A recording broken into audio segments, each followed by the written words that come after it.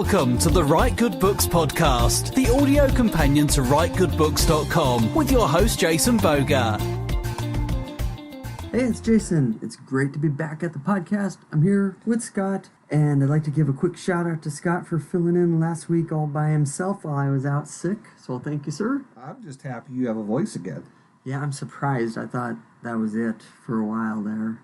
When you can't talk and you got to yell at kids all day long, it hurts. It hurts. How you been? I've been all right. Awesome. So after we did our episode on the Chosen One tropes, I thought we'd revisit tropes again this week. And one of the most common one I see in young adults is what I like to call the painfully average protagonist. Yeah, kind of the anti-chosen one, right? Yeah, it's a good tie-in for that. You know, so many books in the last few years, Divergent, Twilight, Hunger Games, The Fault in Our Stars, it's all a protagonist who's just average in every way, unhappy with their appearance. And I see why, and you know, they might not do this in those books, but so many times they say don't start with the character looking at themselves in the mirror. And that's kind of, even though there's not a physical mirror in this, you get the sense from those characters that they don't like their average appearance. You know, they're looking at themselves in the metaphorical mirror and disgusted by their averageness. Yeah, and while each one of those is, okay, we're not saying each one of those is exactly the protagonist is average. It is like what you said. It's kind of that self-inflicted, I'm nobody special type of thing, right? Yeah, and I think it's been done enough for us to consider it a trope in not just young adult fiction, but all fiction. All right, so why? Why is it so popular of a starting point? Why does it work? Well, the reader can relate to the average character, and that's why it's a common thing. My novel, it's an average character. You know, most of my short stories, it's the average everyman who overcomes whatever is thrown at him. So yeah, it is a formula that works. At least, let me throw this in, at least in the beginning. Yeah, very true. And that leads to where this becomes a problematic trope. If that character, that protagonist, stays average the whole book long, at least in my point of view. So, like, if that, for me, one of the biggest things is this: there's no personal growth, no change of internal attitude, right? They are average at the beginning, throughout, and at the end. You know, and there's no change of attitude, there's no skill growth, there's no attitude growth, there's nothing. It just, the character has, and I'm not saying character growth is the end all be all, but if it becomes a very shallow protagonist, if that's all it is. Yeah, and if that's their only defining trait, it makes the character one-dimensional. And average people doing average things doesn't tell a good story. Yeah. So after a while, it can become somewhat boring, right? The protagonist isn't making decisions. The protagonist isn't doing things. They're carried along, and this kind of we talked about this in an earlier episode. The story happens to them, right? And they don't have an input. Now, some of the titles we mentioned at the beginning, the character does change a little, but there are some, that's a case where, hey, there was some growth, and they don't quite fall into the meme exactly as we talked about. So don't save the nasty grams. Yeah, we never do this to bash other far more successful authors than ourselves. Yeah. In reading some other things, it's like, why should I care? This is a story that has no meaning. Even the ending does not change the status quo, which is fine for certain types of entertainment, I guess. And, certain characters can get by without growth, but that's because they have other interesting things. Sherlock Holmes does not change as a character in the original tales, right?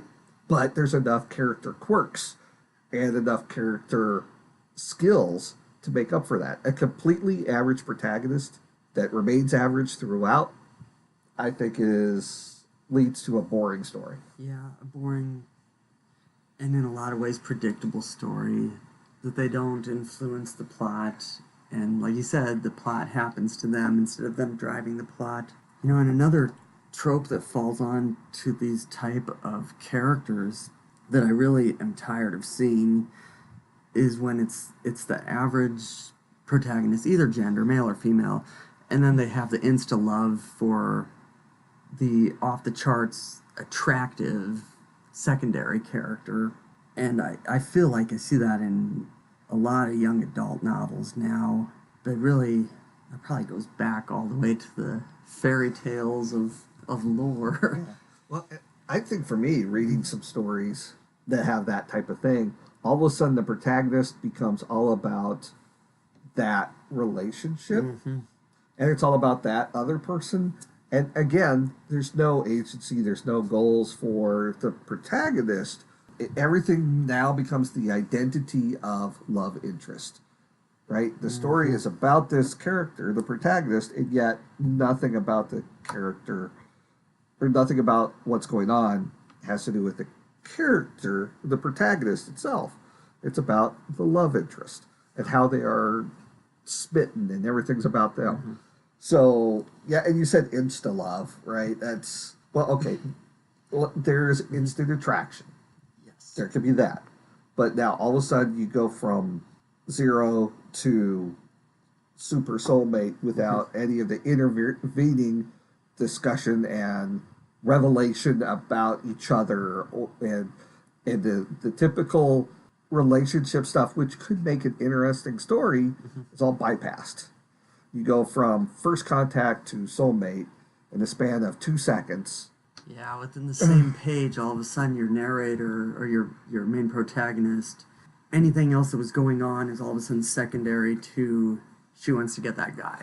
Right. And for some reason, it seems to happen for these decidedly average protagonists. And I think that's because they're average, the identity then becomes love interest. Yeah. Right? There's nothing else about that protagonist going on. So, okay, new role, love interest for a secondary character. And put something into that relationship making, and it'll become a better story, I think, and a more relatable relationship, I think. I guess personally, I don't like reading that type of thing, so I'm a little biased.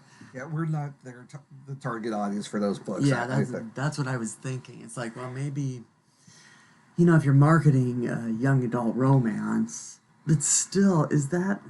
I like your writing to be real. I know the plot and setting will be way out there, science fiction, fantasy, or whatever. That's not real, but the characters and emotions need to be real.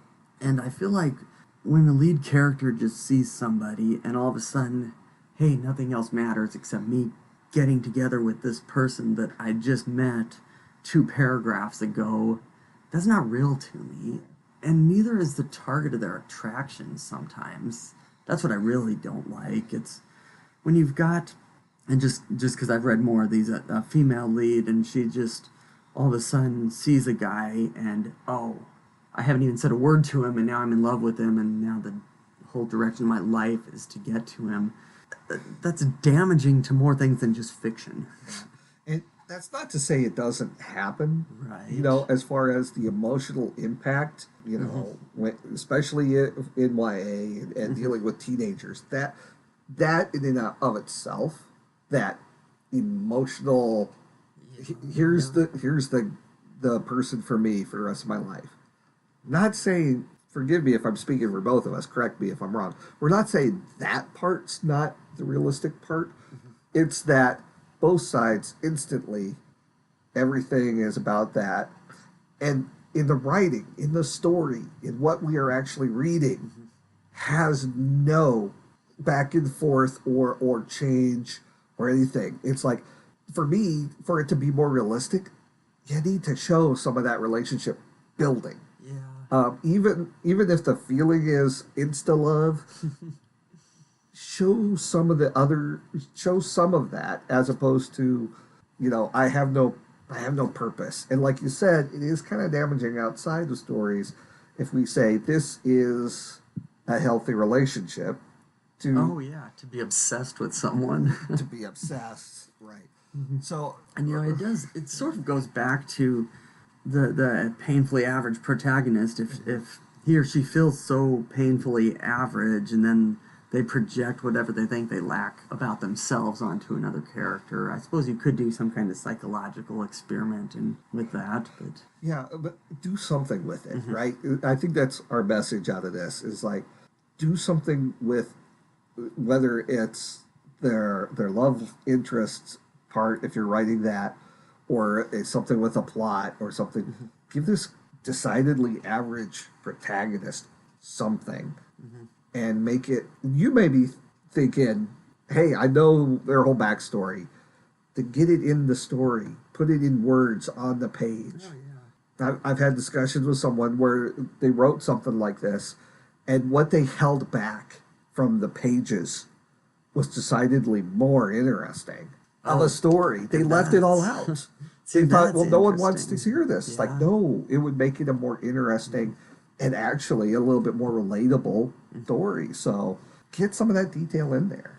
We should table that. We should do one on how much of the backstory you should leave out. And that too, 'cause and I think that's a sign, in this case, where some of the backstory, too much of the backstory is left out.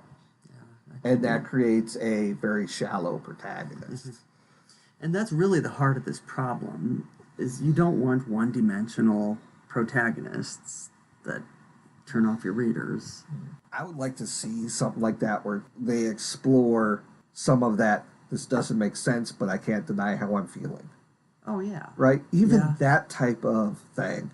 This makes absolutely no sense. Or in the words of Carly Rae Jepsen, hey, I know it's crazy, but call me maybe, right? Maybe, but and that's true. That is relatable. I think everybody could say they've had somebody that their common sense told them, I shouldn't be this infatuated with this person, but I am. Right. And that's a relatable thing. Or even acknowledging that, pulling it out and saying, I think in this case, you also have to give the other character some depth to make it make more sense too. That would help. Yeah. So then, if they end up having things in common or whatever, I don't know. I've been married too long to know anything about any of this type of thing. But I think it all comes down to is like, we could, at least I can, understand why someone would want to put kind of this very vanilla protagonist at the beginning of a story, because it allows a whole lot of different people to come in and put their own thoughts into that person without it contradicting. And so there's kind of this initial buy-in. But by the end, if they're still the same, especially in many of the stories that use this decidedly average protagonist, it's kind of a boring and unrelatable book by the end. Or short story or novella or whatever. Regardless of anything, your character has to grow throughout the novel. If not, why write it? Well, like we said, Sherlock Holmes, right? He's got to learn something. Nah. No? But those are a different type of book. That's different times. And the protagonist is decidedly not average. Oh, yeah. That makes sense. Do we want to bring up anything else about the average protagonist? I don't think so at this point.